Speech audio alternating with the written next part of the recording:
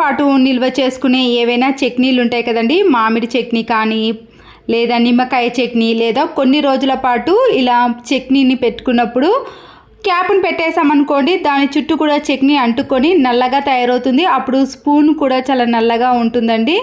చట్నీ అనేది ఎక్కువ రోజులు పాడవకుండా ఉండాలి అంటే డీప్ ఫ్రై చేసిన ఆయిల్ కానీ లేదా కొద్దిగా ఆయిల్ని వేడి చేసి ఇలా క్యాప్ చుట్టూ మనం పెట్టిన స్పూన్కు కూడా ఆయిల్ని అప్లై చేసి పెట్టేసామనుకోండి, స్పూన్ కానీ ఈ చట్నీకి పెట్టిన క్యాప్ అనేది నల్లబడకుండా, చట్నీ అనేది ఎలాంటి స్మెల్ లేకుండా ఎక్కువ రోజుల పాటు ఫ్రెష్గా స్టోర్ చేసుకోవచ్చు. హార్లిక్స్ బాక్సులు కానీ బూస్ట్ బాక్సులు కానీ లేదా ఏదైనా మనము ఇలాంటి బాక్సులను ఓపెన్ చేసినాక తర్వాత అలాగే పెట్టేసామనుకోండి, దాంట్లోకి గాలి చొరబడి అవి మెత్తబడటం లాంటివి జరుగుతూ ఉంటాయి. ఇలాంటి బాక్స్ని మనం ఓపెన్ చేసినా కూడా మళ్ళీ క్లోజ్ చేయడం ఎలా అంటే ఇలా గట్టిగా ముందటి భాగాన్ని బాగా ప్రెస్ చేస్తూ తర్వాత దానికి ఉన్న పైన క్యాప్ను దాంట్లో పెట్టేసామనుకోండి, ఈజీగా పైన ఉన్న క్యాప్ అనేది క్లోజ్ అయిపోతుంది. అప్పుడు దాంట్లోకి గాలి చొరబడకుండా అది కింద పడ్డా కూడా దీంట్లో నుంచి ఒకటి కూడా బయటికి రాకుండా ఉంటాయండి. మనము ఎక్కువ రోజులు స్టోర్ చేసుకోవడానికి వీలవుతుంది. సోరకాయ కానీ బీరకాయ కానీ ఇలాంటి కాయలను మనము ఎక్కువగా తెచ్చుకున్నప్పుడు హాఫ్ మాత్రమే వండుకుంటాం అనుకోండి, అది అట్లనే మిగిలిపోతుంది. మనము దీన్ని ఫ్రిడ్జ్లో అలాగే పెట్టేసినా కూడా నల్లగా మొత్తం పాడవుతుంది కదా. సిల్వర్ ఫాయిల్ పేపర్ ఉంటుంది కదండి, కొద్దిగా కట్ చేసి ఈ సోరకాయని ఎక్కడైతే కట్ చేసామో ఆ ప్లేస్లో దీన్ని పెట్టేసామనుకోండి, మళ్ళీ ఈ సోరకాయ అనేది కొన్ని రోజుల పాటు ఫ్రెష్గా స్టోర్ చేసుకోవచ్చు. తిరిగి దీన్ని మళ్ళీ వండుకోవాలన్నా కూడా కొద్ది భాగం కూడా పాడవకుండా ఉంటుంది. మన డబ్బులు అనేవి వృధా కావు. పువ్వులను మనము ఇలా ఎక్కువ మోతాదులో తెచ్చుకున్నప్పుడు కవర్లో పెట్టి ఫ్రిడ్జ్లో స్టోర్ చేస్తాం కదండి, అయినా సరే కవర్కి తడి ఎక్కువగా ఏర్పడి పువ్వుల్లో ఉండే రెక్కలు రాలిపోవటం కానీ లేదా పువ్వులు అనేవి నల్లబడటం లాంటివి జరుగుతూ ఉంటుంది. ఇలా తడి అనేది అడుగు భాగాన ఏర్పడకుండా ఉండాలి అంటే మనము ఇలా మందంగా ఉండే కవర్ను తీసుకున్నాక దాంట్లో అడుగు భాగాన మీరు పిల్లలు వాడే నోట్బుక్స్ యొక్క పేపర్లు ఉంటాయి కదండి, అది వేసినా పర్వాలేదు. లేదా ఇలాంటి బ్యాగులు వస్తాయి కదండి, ఆన్లైన్లో ఆర్డర్ పెట్టినప్పుడు కాగితం లాంటి బ్యాగులు వస్తాయి కదా, దాన్ని నేను ఇలా చిన్నగా చేసి ఈ కవర్ కింద అడుగు భాగాన వేసేస్తున్నాను. ఇలా చేయటం వలన అడుగు భాగాన తడి అనేది అస్సలకే ఏర్పడదండి. ఈ కాగితం అనేది పూర్తిగా పీల్చేస్తుంది. దీనివల్ల పువ్వులను చాలా రోజుల పాటు మనము ఫ్రెష్గా స్టోర్ చేసుకోవచ్చు. ఆకుకూరలు మనం తెచ్చి ఫ్రిడ్జ్లో పెట్టుకున్న 3 days వరకు మాత్రమే ఫ్రెష్గా ఉంటాయండి. తర్వాత ఇలా పూర్తిగా వాడిపోతాయి. మన డబ్బులు కూడా వృధా అవుతాయి కదా. అయితే దీనికోసం ఒక గిన్నెలో కొన్ని వాటర్ని తీసుకొని రాళ్ళ ఉప్పుని వేసేయండి. మీరు కావాలంటే పసుపును కూడా వేసుకోవచ్చు. ఇలా వాడిపోయిన ఆకులను కూరగాయలు ఉంటాయి కదండి, వాటన్నిటిని కూడా మనము ఒక 10 to 15 minutes పాటు ఈ సాల్ట్ వేసిన వాటర్లో ఉంచేసి పక్కన పెట్టేసేయండి. తర్వాత కొద్దిసేపు తర్వాత మళ్ళీ ఆ ఆకులను చూసారనుకోండి, మళ్ళీ ఫ్రెష్గా నీట్గా కనబడతాయి. మళ్ళీ మనము వంట చేసుకోవడానికి కూడా యూస్ చేసుకోవచ్చు. ఆకుకూరలే కాదండి, మీరు ఏవైనా క్యారెట్ కానీ దుంపలు కానీ కూరగాయలు ఏవైనా సరేనండి, ఇలా కొద్దిగా వాడిపోయినట్టు అనిపిస్తే మీరు కొద్దిగా గోరువెచ్చని హాట్ వాటర్లో సాల్ట్ను వేసి కూడా చేశారనుకోండి, ఆకులు కానీ కాయగూరలు అనేవి ఫ్రెష్గా ఉంటాయి. పండగలకి ఫంక్షన్స్కే కాకుండా ఇలాంటి పెద్ద పెద్ద చేపలను మనము రోజు యూజ్ చేసినప్పుడు వీటిపై మరకలు అనేవి ఎక్కువగా ఏర్పడతాయండి. మళ్ళీ వీటిని వాష్ చేయాలంటే కూడా చాలా ఇబ్బంది పడతాం కదా.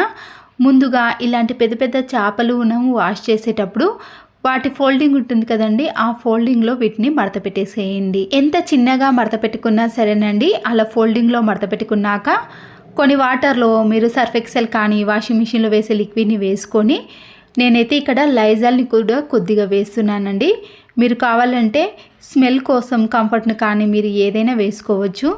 తర్వాత మనము ఇలా చిన్నగా ఫోల్డ్ చేసుకున్న చేప ఉంది కదండి, దాన్ని మనము వాటర్లో 2-3 సార్లు ఇలా కిందికి అలాగే మరొకసారి పైకి ఇలా తిప్పుతూ క్లీన్ చేసామనుకోండి, దాంట్లో ఉండే డస్ట్ అనేది ఈజీగా వచ్చేస్తుంది. మనము పెద్ద పెద్ద చేపలను ఇలా బకెట్లో వాష్ చేయాలనుకున్నాం అనుకోండి, చాలా ఇబ్బంది పడతాము. మళ్ళీ అది చేప అనేది పైకి తేలుతుంది. అలా కాకుండా దీంట్లో ఉండే డస్ట్ అనేది ప్రతి మూలాలకు వెళ్ళి క్లీన్ అవుతుందండి. ఇలా ఫోల్డింగ్ చేసిన దాంట్లో నుంచి మనము అటు ఇటు తిప్పుతూ క్లీన్ చేసుకోవాలి. ఇలా 2-3 సార్లు కిందికి మీదికి తిప్పుతూ క్లీన్ చేసామనుకోండి, చేప అనేది నీట్గా తయారవుతుంది. 5 minutes పాటు 2 వైపులా కూడా అలాగే ఉంచేసారనుకోండి, దాంట్లో ఉండే మురికి ఉడికి కూడా పూర్తిగా వచ్చేస్తుంది. ఒక గిన్నెలో కొన్ని వాటర్ని వేసుకొని స్టవ్ ఆన్ చేసేసి బాగా వేడి చేయండి.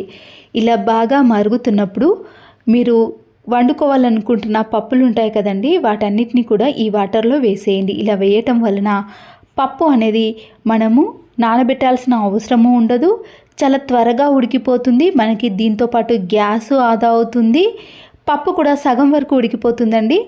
దీనివల్ల కర్రీ త్వరగా చేయాలన్నప్పుడు లేదా గ్యాస్ ఆదా కావాలన్నప్పుడు ఈ టిప్ అనేది యూజ్ అవుతుంది. వాటర్ మరుగుతున్నప్పుడే నేను స్టవ్ ఆఫ్ చేసేసానండి. తర్వాత పప్పును వేసాను. ఇప్పుడు పప్పును ఒక 2-3 మినిట్స్ పాటు అలాగే ఉంచేసానండి హాట్ వాటర్లో. చూసారా, పప్పు అనేది కందిపప్పు అనేది ఇలా కొద్దిగా ఉడికిందండి. తుంచి చూసినప్పుడు పప్పు అనేది సగం వరకు కట్ అవుతుంది కదండి. పప్పు త్వరగా ఉడకాలన్నా కర్రీ త్వరగా చేయాలన్నా ఈ టిప్ అనేది యూజ్ అవుతుంది.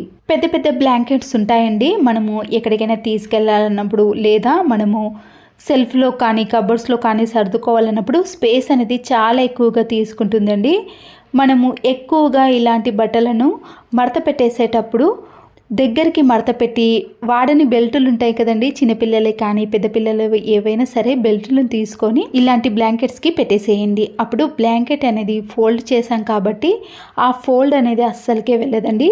అంతేకాకుండా ఇలాంటి పెద్ద పెద్ద బ్లాంకెట్స్ అనేవి ఫోల్డింగ్ చాలా చిన్నగా ఉంటాయి. మనము ఎక్కడ పెట్టినా కూడా చాలా స్పేస్ అనేది తక్కువగా తీసుకుంటుంది. ఈ బెల్ట్ సహాయంతో మనం పట్టుకొని ఎక్కడికైనా ఈజీగా తీసుకెళ్ళవచ్చు లేదా ఏదైనా బ్యాగ్లో కూడా పెట్టుకోవచ్చు. బర్నర్స్లో నుంచి సైడ్లో ఎక్కువగా మంట వస్తున్నప్పుడు గ్యాస్ అనేది వేస్ట్ అవుతుంది కదండి. ఈ బర్నర్స్ని తీసుకొని దీని చుట్టూ కూడా కోల్గేట్ పేస్ట్ని అప్లై చేయండి. చల్లారిన తర్వాత అది గట్టి పడుతుందండి. ఇలా చుట్టూ అప్లై చేసిన తర్వాత గ్యాస్ స్టవ్కి పెట్టేసి మనం ఆన్ చేసామనుకోండి, దాని సైడ్లో నుంచి మంట అనేది అస్సలకే రాదండి. దీనివల్ల వంట అనేది త్వరగా అవుతుంది, గ్యాస్ కూడా ఆదా అవుతుంది. ఆయిల్ క్యాన్స్ ఉంటాయి కదండి, మనము ఇలా కింద పెట్టినప్పుడు ఫ్లోర్ కానీ మనం పెట్టిన ఏదైనా బౌల్ కానీ నల్లగా జిడ్డుగా తయారవుతుందండి. దాన్ని కూడా క్లీన్ చేయాల్సిన పని ఏర్పడుతుంది కదా. ఇలాంటి ఏదైనా చిల్లులు ఉన్న దాన్ని తీసుకొని దానిపైన టిష్యూ పేపర్ని వేసేయండి. టిష్యూ పేపర్ని వేయటం వలన దానిపైన పడ్డ ఆయిల్ అంతా కూడా ఇది పూర్తిగా అబ్జర్వ్ చేస్తుంది కాబట్టి కింద అనేది ఫ్లోర్కి అంటకుండా ఉంటుంది.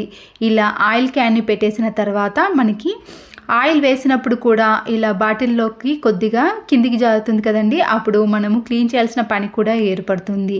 మన ఇంట్లో ఉండే ఏదైనా ఫ్లోర్ పిండి కానీ లేదా ముగ్గు పిండి ఏదైనా సరేనండి. నేనైతే ఇక్కడ పౌడర్ని వేస్తున్నాను. ఫేస్ వేసే పౌడర్ని ఇలా చుట్టూ కూడా అప్లై చేసి ఇలా ఆయిల్ బాటిల్ మొత్తం కూడా అప్లై చేసామనుకోండి, ఆయిల్ అనేది కిందికి పడ్డా కూడా ఈ పౌడర్ అనేది పూర్తిగా పీల్చేస్తుందండి. దీనివల్ల మనం క్లీన్ చేసేటప్పుడు కూడా చాలా సులువుగా ఉంటుంది. ఇలాంటి దాన్ని మనం కిచెన్లో ఎక్కడ పెట్టినా కూడా చాలా నీట్గా కనబడుతుంది. ఫ్లోర్ని కూడా పదే పదే క్లీన్ చేయాల్సిన పని కూడా ఉండదు. ఒక హ్యాంగర్ని తీసుకొని మన ఇంట్లో చినిగిపోయిన శారీస్ కానీ చున్నీస్ కానీ ఎన్నో ఉంటాయి కదండి. నేనైతే ఇక్కడ 2 చున్నీలను తీసుకున్నానండి. మీరు శారీని అయితే 2 భాగాలుగా చేసి కూడా తీసుకోవచ్చు. ఇక్కడ చినిగిపోయిన చున్నీని తీసుకున్నాను. ఇలా తీసుకున్న 2 చున్నీలను హ్యాంగర్లో నుంచి ముడి వేసుకోవాలండి. ఇక్కడ వీడియోలో చూపించిన మాదిరిగా హ్యాంగర్ లోపటి నుంచి మనము చున్నీని తీసుకున్నాం అనుకోండి, ముడి అనేది పడుతుంది. చూసారు కదండి, హ్యాంగర్కి మనము ఇలా 2 సైడ్లు కూడా చున్నీలను పెట్టేసిన తర్వాత మీ ఇంట్లో ఇలాంటి చిన్న చిన్న హెయిర్ బ్యాండ్స్ కానీ లేదా మామూలు సైజులో ఉండే రబ్బర్ బ్యాండ్లు ఏవైనా సరేనండి, వాటిని తీసుకోవాలి. మనం తీసుకున్న ఈ చున్నీస్కి కొద్దిగా గ్యాప్ ఇచ్చుకుంటూ హెయిర్ బ్యాండ్స్ని వేసేయండి. హెయిర్ బ్యాండ్స్ అనేవి లూజ్గా ఉంటే 2 సార్లు వేసామనుకోండి మనకి టైట్ అయిపోతుంది. మధ్యలో ఇలా గ్యాప్ అనేది వస్తుంది కదా. మీరు ఏదైనా మేకు కానీ లేదా బీరువాలో కానీ ఎక్కడైనా వేసుకోవచ్చండి. ఇలా వేసుకున్న హెయిర్ బ్యాండ్ మధ్యలో మీరు గ్యాప్ ఉన్న మధ్యలో శారీస్ కానీ పిల్లల డ్రెస్సులు కానీ లేదా బ్లౌజులు కానీ ఎన్నైనా పెట్టేసుకోవచ్చండి. మనకి స్పేస్ అనేది చాలా ఎక్కువగా మిగిలిపోతుంది. ఒక్కొక్కసారి మన శారీస్ అనేవి ఎక్కువగా ఉన్నప్పుడు మనము రోజు కట్టుకునే శారీస్ని కానీ డ్రెస్లను కానీ పిల్లలు కానీ ఏవైనా సరేనండి, ఇలా వీడియోలో చూపించిన మాదిరిగా చున్నీ మధ్యలో పెట్టేసుకోవాలి. హ్యాంగర్కి పెట్టేసుకున్న ఒకే చున్నీలో ఎన్నో రకాల డ్రెస్లు కానీ శారీస్ని కానీ పెట్టేసుకోవచ్చండి. చున్నీకి వేసిన హెయిర్ బ్యాండ్ మధ్యలో మరీ గ్యాప్ అనేది ఎక్కువగా ఉన్నప్పుడు మీరు మరికొన్ని శారీస్ని కానీ డ్రెస్లను కానీ పెట్టేసుకోవచ్చు. చూసారు కదండి, మనకి స్పేస్ అనేది ఎక్కువగా కావాలన్నా ఇలా తక్కువ స్పేస్లో ఎన్ని శారీస్నైనా డ్రెస్లనైనా పెట్టేసుకోవచ్చండి. ఒక హ్యాంగర్ ఉంటే చాలు, మనకి ఎన్ని బట్టలైనా పెట్టేసుకోవచ్చు. ఈ టిప్స్ నచ్చితే తప్పకుండా ఒక లైక్ చేసి మీ ఫ్రెండ్స్కి కానీ రిలేటివ్స్కి షేర్ చేయండి. ఇలాంటి మరెన్నో వీడియోల కోసం నా ఛానల్ని ఇప్పుడే సబ్స్క్రైబ్ చేసుకోండి. Please subscribe Siri cooking and vlogs. మరో యూస్ఫుల్ వీడియోతో మళ్ళీ కలుద్దాం. Thanks for watching.